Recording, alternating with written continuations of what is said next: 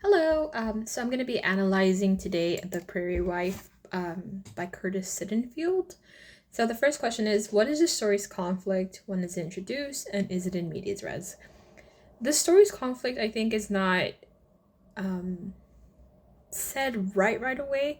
Like, you're given the kind of storyline of um, Kirsten, who's obsessed with this influencer kind of person, and they just like hating on them, and kind of shows like she's a suburban mom, she has a wife, Casey, and she has two kids, two sons, and you just see her kind of like obsessing over um, this influencer Lucy, and we kind of don't know why she is so obsessed with her.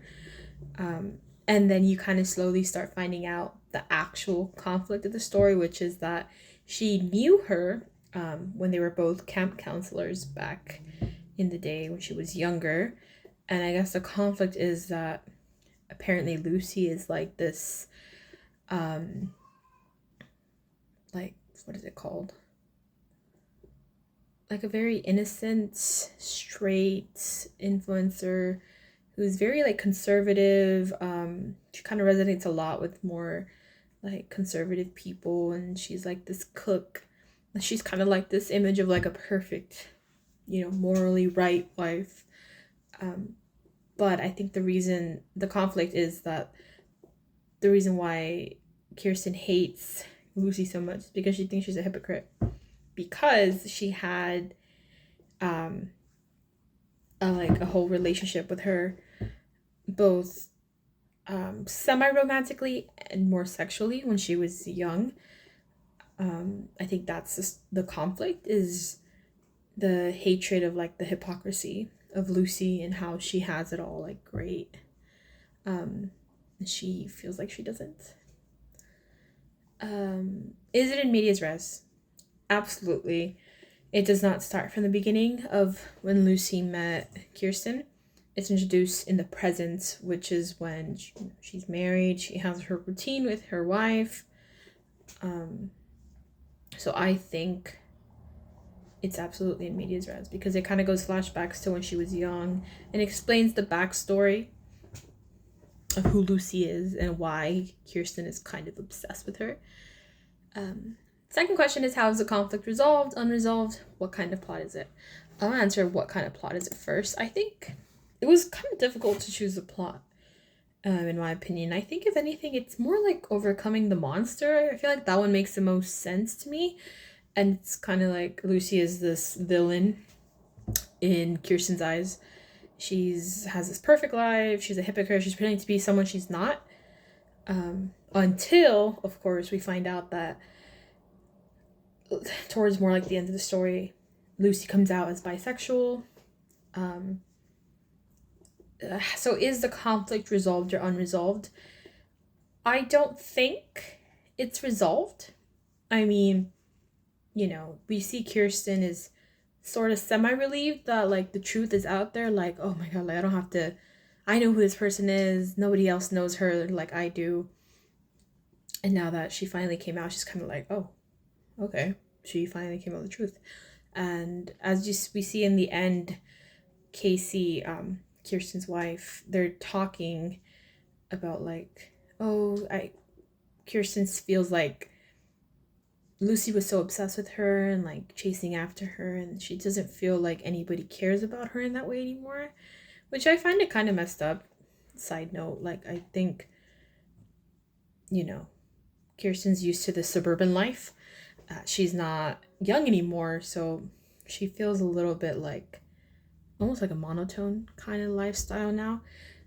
And there's no resolution. I honestly didn't feel like there was a resolution. She was like, okay, like whatever, it's done, it's over with. It's kind of pointed out towards the end where she's like, oh, Frank, her coworker, keeps sending her more messages. It seems like he's way more obsessed with Lucy, but not because like he knew her, or because like he just loves, the tea, I guess, and he likes knowing about other people's lives. So towards the end of the story, you see that Kirsten is like, I don't really care anymore about her. She doesn't open up an article that Frank sends her. But then the very last thing, in the middle of the night, because she can't help herself, Kirsten checks to see if Lucy has responded to her tweet. So far, there's nothing. So I feel like Kirsten doesn't also completely stop obsessing over Lucy, unfortunately. I don't really understand why, but I think there was a lot of information given. I didn't really feel like there was a clear understanding why Kirsten, kind of doesn't let go of Lucy. Third question. In regards to characters' gender choices, In regards to characters' gender choices, what irony is at work? So we find that Kirsten wasn't always a lesbian until Lucy kind of seems like nudged her into it. Like Casey says, thank God that she initiated you. The irony that's at work is because Kirsten wasn't a lesbian straight away, I think the irony is, what is it called? Situational. It's unexpected. I think for her, we kind of we know already that she is a lesbian by the beginning of the story.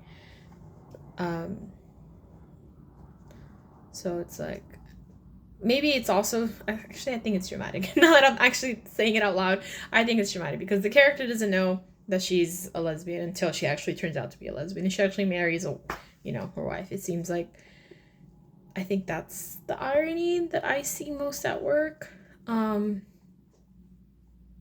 regards to the gender choices. The next question and last question is Sittenfeld, the author, too graphic? Is the difference between pornography and art the purpose of sexual imagery? Is the definition subjective or a matter of personal opinion? I don't think it's graphic. I think it serves a purpose to the story.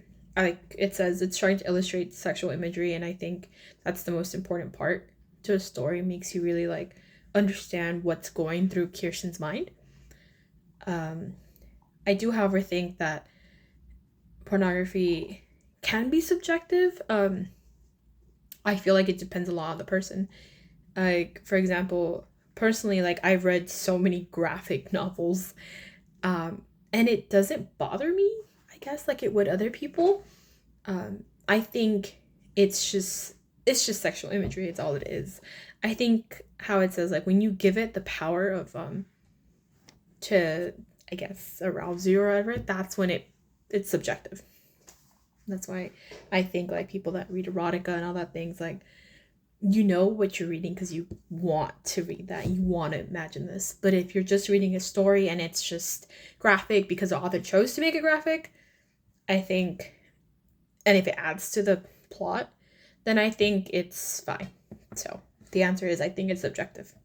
But yeah, I believe those are all the questions. Thank you so much for watching my video. Bye.